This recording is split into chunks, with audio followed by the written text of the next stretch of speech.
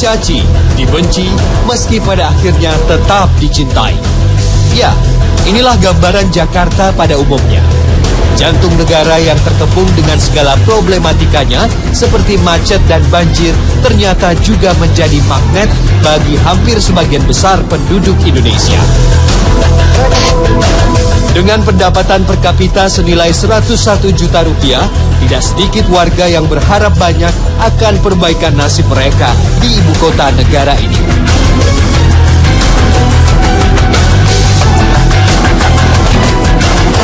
Setiap tahun ada lebih dari 45.000 orang kaum pendatang mencoba peruntungan perbaikan nasib di Jakarta.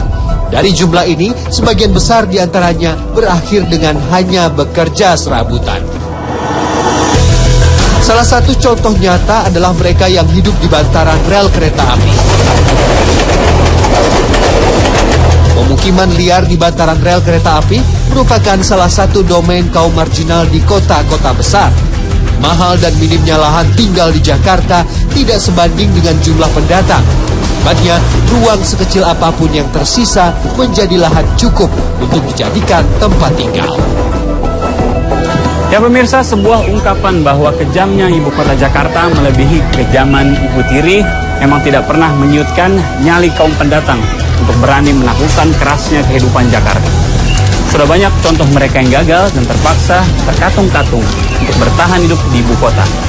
Dan pemukiman-pemukiman penuh di bantaran rel memang menjadi salah satu efek domino tingginya angka urbanisasi yang setiap tahun terus meningkat. Alhasil, pemukiman-pemukiman di bantaran kumuh itu turut menjadi rentetan problem klasik yang melanda ibu kota Jakarta dan menjadi warna tersendiri dari Jakarta sebagai kota metropolitan. Pemirsa, selamat datang di Indonesia.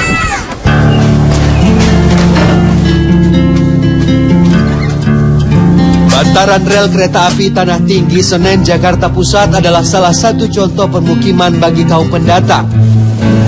Di tempat ini, bantaran rel tidak lagi hanya menjadi pemukiman, tapi sudah menjadi kegiatan ekonomi sebagian besar warganya. Sudah puluhan tahun deretan gubuk-gubuk ini berdiri, dengan jarak tak sampai 2 meter dari rel kereta api. Bahkan, jika kereta melintas, jarak lokomotif dengan gubuk-gubuk tak sampai 2 jengkal saja. Tentu, lingkungan ini bukanlah tempat yang aman dan nyaman untuk ditinggali.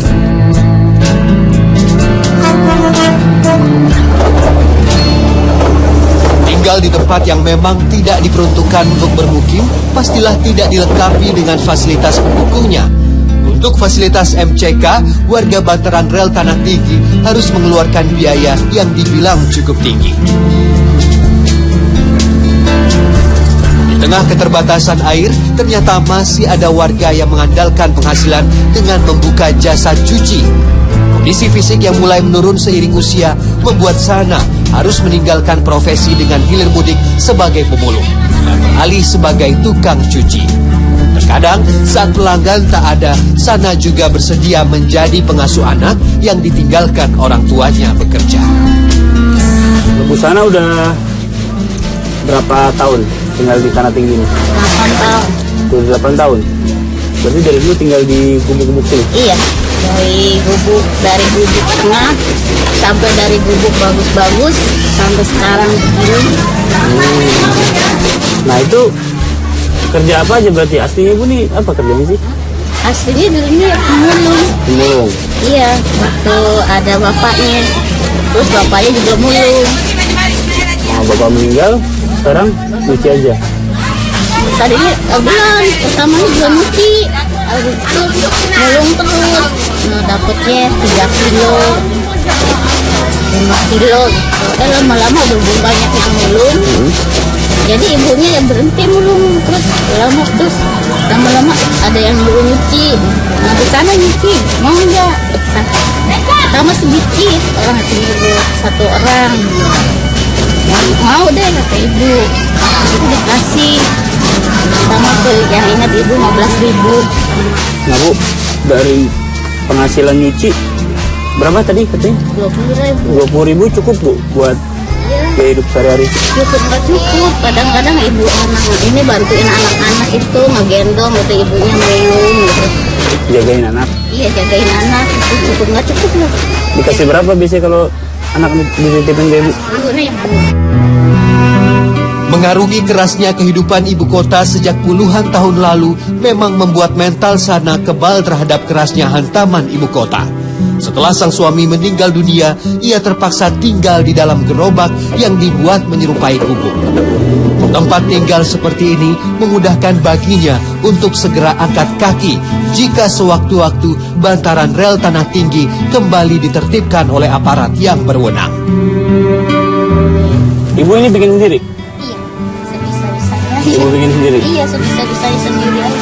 Ini kalau panas, ya oke lah Bu. Kalau hujan bocor nggak nih? Ya bocor itu pada bolong. Bocor juga? Minggir terus kadang-kadang masuk ke dalam gerobak ibu merengkel. Kalau hujan? Kan itu terbuka biasa buat tidur. Ibu kalau hujan masuk ke dalam gerobak? Gerobak merengkel kayak itu. Masya Allah Bu. Nah kalau ini digusur Bu, tinggal di mana nanti di sana? Itu kan ada gerobak. Habis gimana? Sampai sekarang ini ke situ aja. Bawa gerobak dorong merah itu masalah kesian sendiri.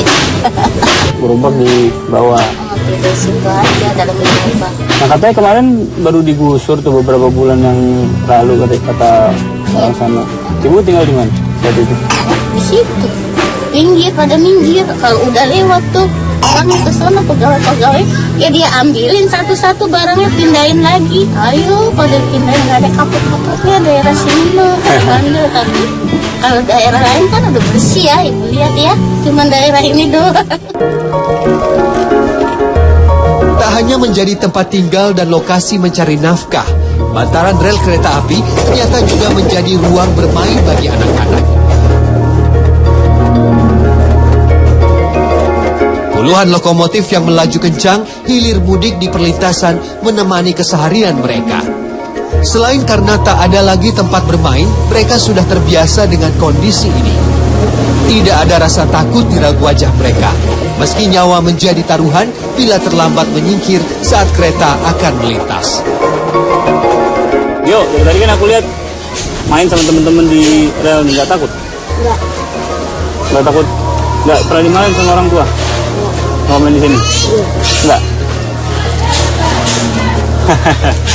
Nah, mau sekolah sampai kelas berapa? Sampai SMA. Mau jadi apa nanti gede? Polisi. Jadi polisi. Kenapa mau jadi polisi? Enak. Kenapa enak? Biasa bang. Kenapa jadi polisi enak? Tapi mau jadi polisi ya. Nah, udah belajar yang ini makanya yang giat. Menjadi kaum marginal yang tersingkir dari derap laju pembangunan sudah bukan lagi pajangan kemiskinan ibu kota. Mereka sudah menjadi bagian dari Jakarta, di mana berbagai kehidupan menyatu di dalamnya.